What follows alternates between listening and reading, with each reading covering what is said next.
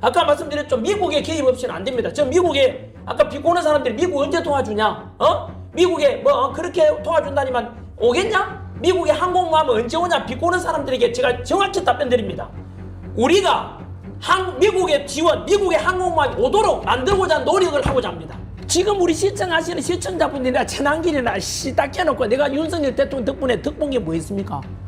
제가 윤석열 대통령 때문에 뭐 제가 그렇게 제가 탄핵 반대 집회 나오고 난 뒤에 세이브 코리아 집회하기 전까지 윤석열 대통령하고 제가 개인적으로 만난 적도 없는 사람입니다.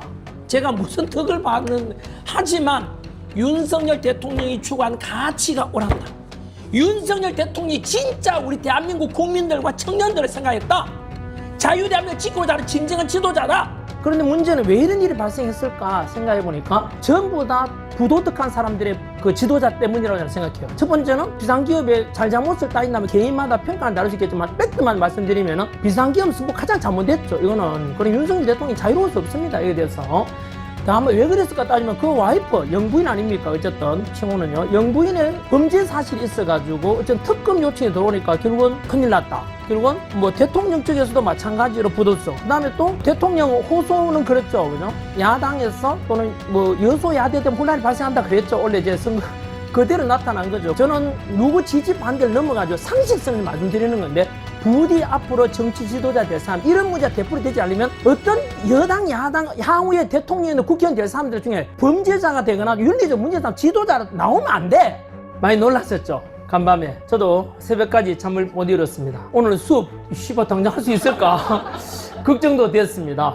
처음에는 믿기지 않아 가지고 대한민국 2024년 12월 3일이죠. 어제 비상계엄이라니 갑자기 박정희, 전두환 정부 때 우리 역사 시간에 배우는 그 내용이 있을까 싶어서 진짜 믿기지도 않았고 대단히 두려웠습니다. 비상기업이라는 것은 말 그대로 경찰로서 치안 유지가 안 될 때 군인들이 나와서 치안 유지하는 거고 그 많은 그죠? 문제가 가져오니까 걱정이다. 그리고 또 국민들 혹시나 또 다칠까 싶어서 왜냐하면 과거에 우리 계엄 선포될 때마다 시민들이 다치고 이런 일이 있었지 않습니까? 대표적인 마지막 사건이 광주 민주화 운동 때죠. 그때 광주 시민들이 희생되고 또 계엄군으로서 공수부대들도 얼마나 그 마음 아팠겠습니까? 본인들은 명예에 따라야 되니까 그죠? 어제도 그런 이었는데 일단 뭐 결과론적으로 볼 때 앞으로 계엄 선포 이후에 해제가 당이 좀 6시 만에 돼가지고 그 소식 듣고 제가 국회에서 계엄 빨리 해제해달라고 가결되는 순간 한시름 나왔습니다. 다행이다. 군인들도 안 다쳐야 되고 국민들도 안 다쳐야 되고 되게 좀 감격스러웠습니다. 천만다행이라는 생각이 들어가지고 다시 일상으로 복귀할 수 있구나. 어쨌든 지금 비상기업이라는 진짜 국민들이 다 흔히 말하는 시급하고 이제 가슴을 쓸어내리지 않습니까? 북폭풍이 많겠지만 그래서 참 앞으로가 더 걱정이에요. 그래서 제발 좀 기도하기를 괜찮은 정치 지도자가 좀 나와서 대한민국을 이끌어줬으면 좋겠다. 자, 오늘 선생님 나름대로 비상기업 이후에 비상기업은 1, 2, 3 12월 3일 그죠? 예. 1월 23일 이지랄하면 안 됩니다. 그래 가끔 소수 보면은 광주 시민들은 뭐 폭동이다 그리고 뭐 빨갱이다 이런데 그거는 여러분 네가 무식하고 세뇌가 된 거야. 그동안 이 광주 시민들을 학살했던 전두환 죽기 전에 좀 사과라도 하고 죽었으면 좋았을 건데 끝까지 사과 안 하고 죽었잖아요. 근데 신의 저주가 이루어지죠. 바로 전두환 죽고 난 뒤에 그 손자가 아시죠? 미국에 있던 손자가 나타나서 우리 할아버지는 학살자다 씨발놈 전 국민들한테 폭로를 해버렸어요.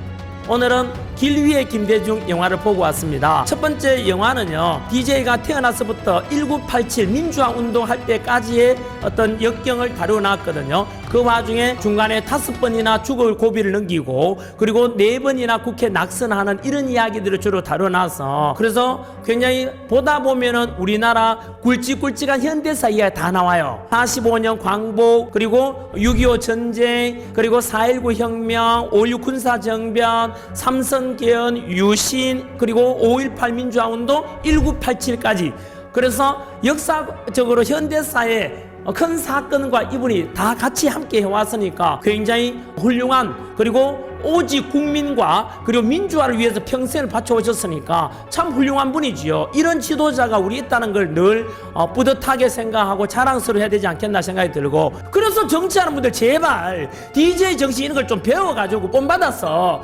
통합을 좀 이루어 주십시오. 갈라치기 하지 말고. 헌법재판소에서 만약에 탄핵을 인용해서 파면시킨다면 우리 국민들은 반드시 헌법재판소는 역사 속에 사라지게 될 것이고, 그래서 하지만 또 이렇게 오늘 선거 결과는 제 기대와 다르게 또 이렇게 인용 대통령에 대한 파면 선고가 나왔는데 대해서 첫 번째, 저는 제 주장과 다른 결과가 나오더라도 당연히 그것에 대해서 수용하고 받아들이는 것이 곧 지금까지 주장해왔던 법치, 그것에 대해서 지키는 일이라 생각해서 일단 결과에 대해서 받아들입니다. 저는 정치는 하지 않습니다.